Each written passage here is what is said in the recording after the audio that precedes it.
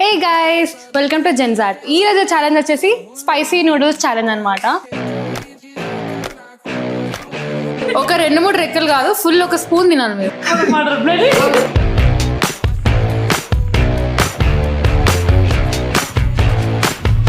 Break time out. Break లేదు.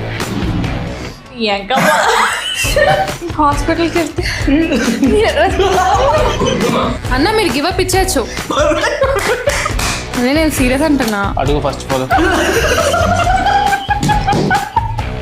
యాక్చువల్గా ఇది పేరుకే ఛాలెంజ్ అనమాట, కానీ ఇట్స్ ప్రాంక్ వీడియో.